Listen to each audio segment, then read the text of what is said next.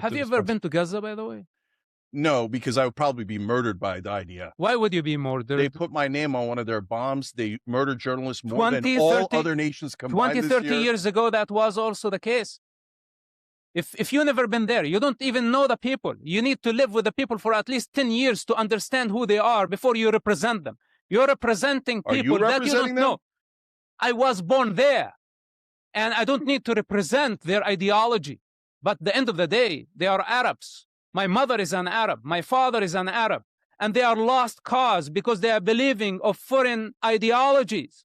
And this is what I'm trying to emancipate my people by asking them to drop their sick ideology so they can be themselves. Then why would you want Israel to be monsters? Why don't you want them to have a beautiful independent state of Israel and a safe haven for Jews and a beautiful independent state of Palestinians? The idea that the Palestinians are the unique people on earth that cannot get to peace, that they are so violent, they have such a savage ideology they can't get to peace, is both racist and absurd. So I hear Mosab saying that Israel really doesn't have a choice, and you're saying Israel has a choice. Of course they have a choice. Does Israel have a choice? Look, what Hamas did on October 7 was barbaric, was a genocide motivated by sick religion. They attempted to ethnically cleanse a race, a human race. And this is a capital crime that cannot be forgiven. The situation to legitimize such a movement, give them legitimacy, and after that, in fact, to sit down on the negotiating table,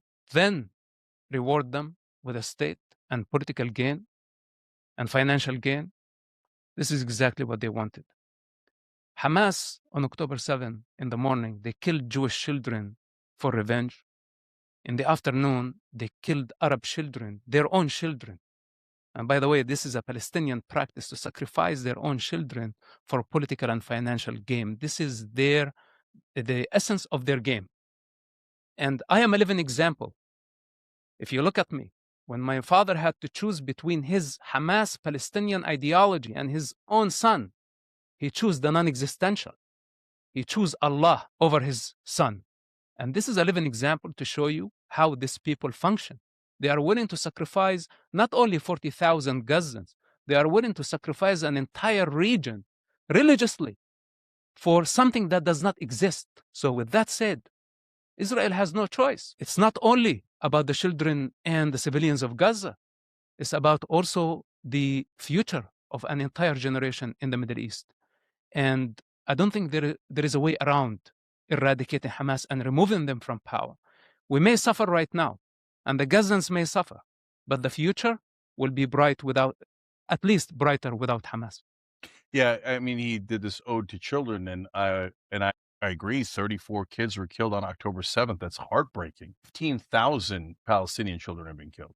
They killed every child they found on October 7. If they found 10,000 children, they would have killed 10,000 children. Okay. It is not about head count. Okay, so I'm not excusing a single child that Hamas killed, but it seems like you're saying, 15,000 Palestinian kids. So what? Israel had to do it. We have to eradicate Hamas. Don't put words in my mouth. Don't put words in my mouth.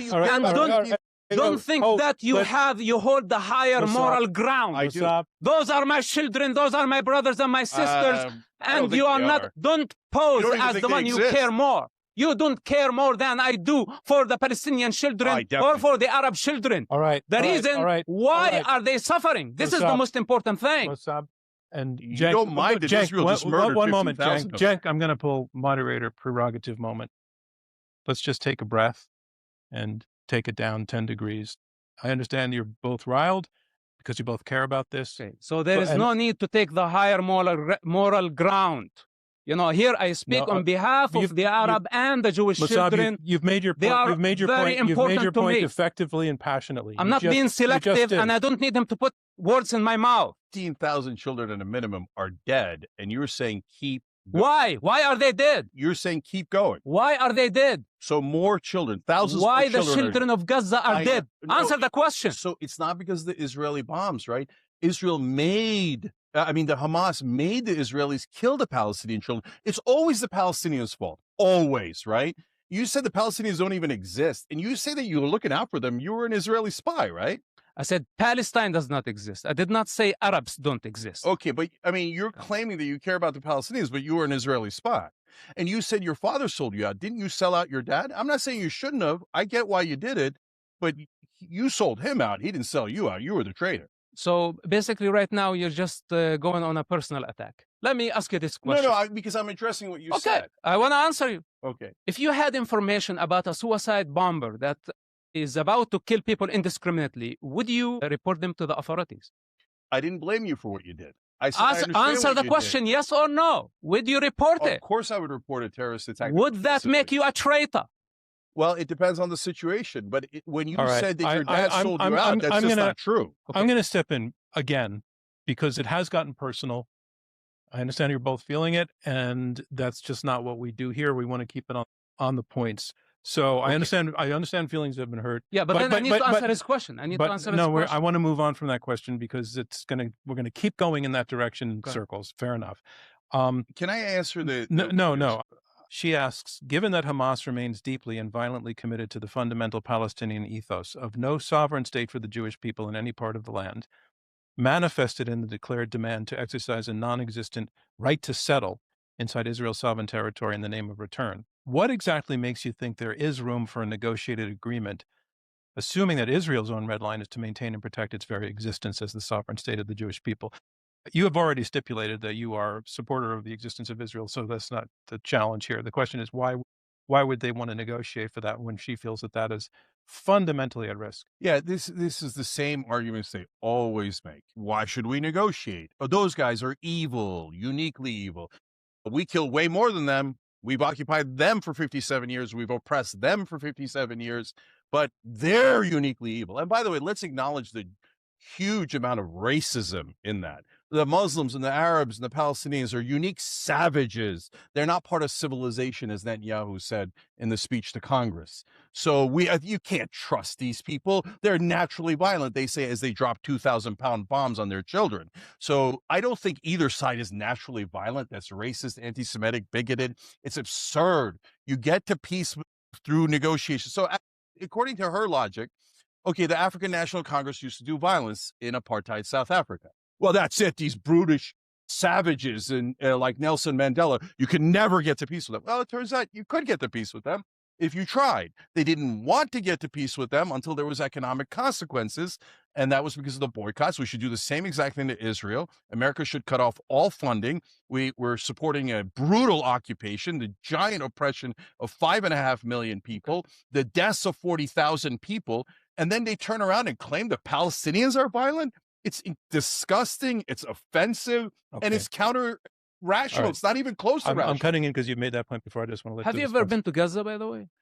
No, because I would probably be murdered by the idea. Why would you be murdered? They put my name on one of their bombs. They murdered journalists more than all other nations combined 30 years ago, that was also the case. If you've never been there, you don't even know the people. You need to live with the people for at least 10 years to understand who they are before you represent them. You're representing people that you don't know. I was born there, and I don't need to represent their ideology. But at the end of the day, they are Arabs. My mother is an Arab. My father is an Arab. And they are lost cause because they are believing of foreign ideologies.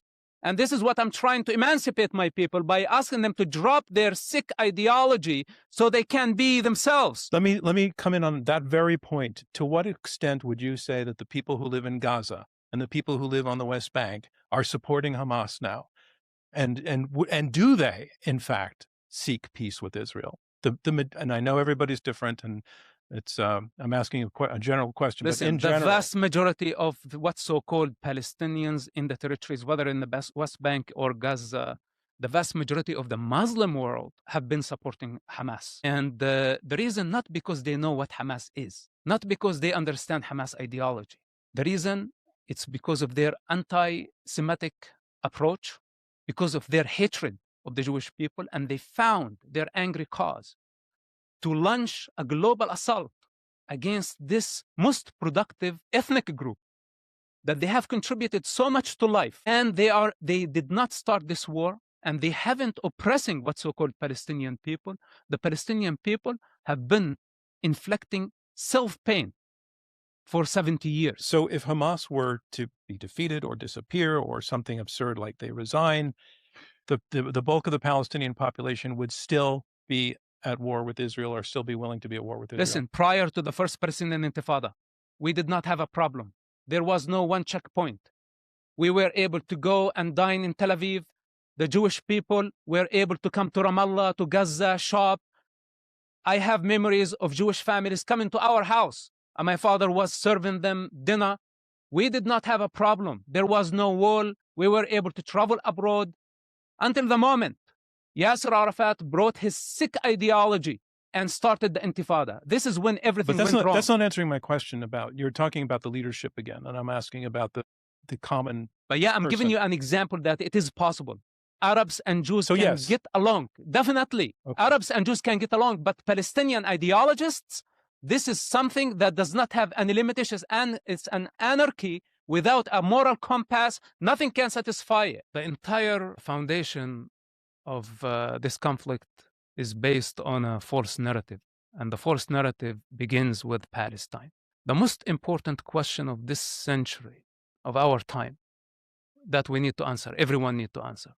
What is Palestine? We need to find out where did that originate from, and the Palestinian ideology, what it really means, what can satisfy it. And if the Arabs have been hijacked by the what's so-called Palestinian cause, the moment we are able to find the origins of this conflict, then we will find the answers. I don't think Israel has a problem with the Arabs as an ethnic group.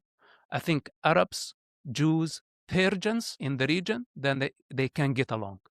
The Jewish people can get along in every country. We have them all over the world. They are non-violent people, and they are very creative, contributing to life in every field. Now, the Arabs and the Jews can get along because we have a model that is successful in Israel. The Arabs in Israel are a very important part of the state. They are citizens of the state of Israel. They serve in the army.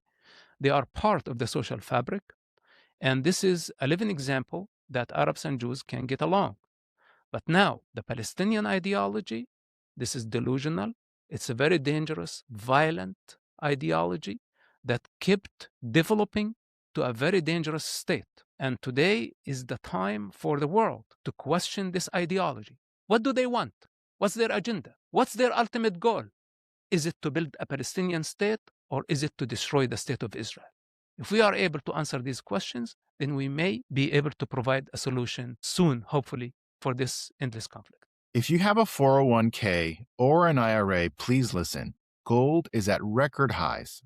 What many people don't know is this: you can move part of your retirement money legally and without tax penalties into physical gold you actually own. Alpha Omega Gold helps you do this through a gold IRA. Your gold is real. It is stored safely. It is in your name. Learn more at ao.gold/stand. Alpha Omega Gold is our sponsor, and they proudly stand with Israel.